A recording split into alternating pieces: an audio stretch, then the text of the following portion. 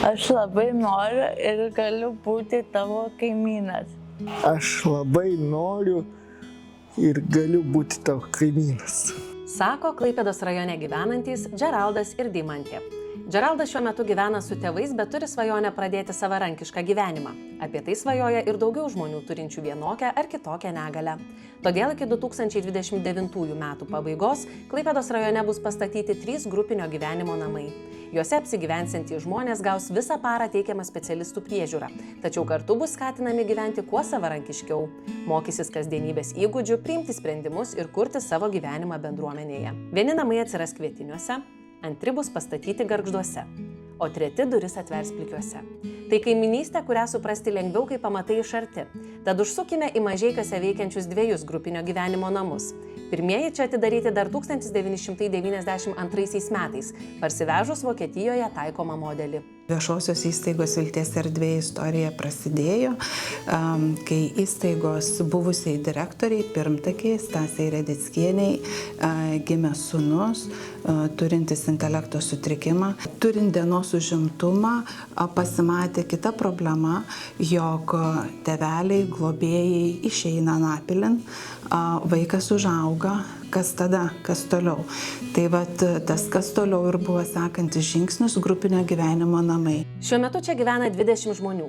Tie, kurių sveikata stipresnė, kasdien vyksta į specialiasias dirbtuves, kur turėdami įvairių veiklų praleidžia visą dieną. Į namus, kaip ir mes visi, jie grįžta vakare. Čia yra jų namai, jie kaip namų gyventojai eina į dienos centrą, jie grįžta į namus. Kaip ir mes visi namie, jie grįžta, ką jie susitvarko savo buitį, eina į daržą. Darbuotojai taip, jie yra visada šalia, kaip pagalba, patarimas, bet yra skatinamas jų savarankiškumas, kad jie viską gali ir patys pasidaryti, tik su pagalba priežiūra.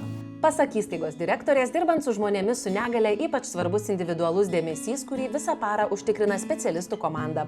Socialiniai darbuotojai, individualios priežiūros darbuotojai, atvejo vadybininkai ir užimtumo specialistai. Kad galėtų žmogus tinkamai integruotis, kad būtų su pagarba priimtas ir kad būtų atliepti jo poreikiai, yra labai svarbu jį pažinti. Jokių būdų negalima jo atmesti, neigiamai arba priešiškai nusiteikti, nes jie tai jaučia. Jeigu jis negali kalbėti, tai nereiškia, kad jis negali jausti. Jie ypatingai daug dalykų jaučia širdimi.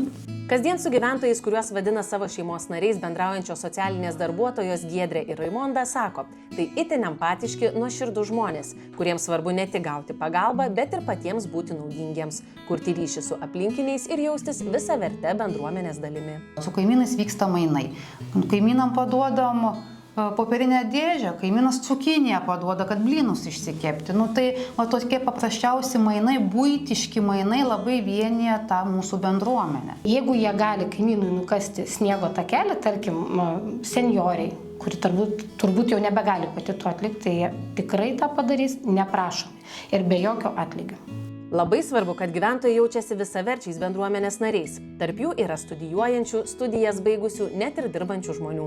Tai suteikia ne tik pasididžiavimo savimi, bet ir galimybę prisidėti prie darbo rinkos. Ir tuo reikia džiaugtis ir mokėti vieniems su kitais gyventi, būti kartu, vienas kitą gerbti ir nesitikėti, kad tik jie turi mus gerbti. Mes lygiai taip pat turim juos gerbti. Jų poreikius, lūkesčius ir būti empatiški jiem.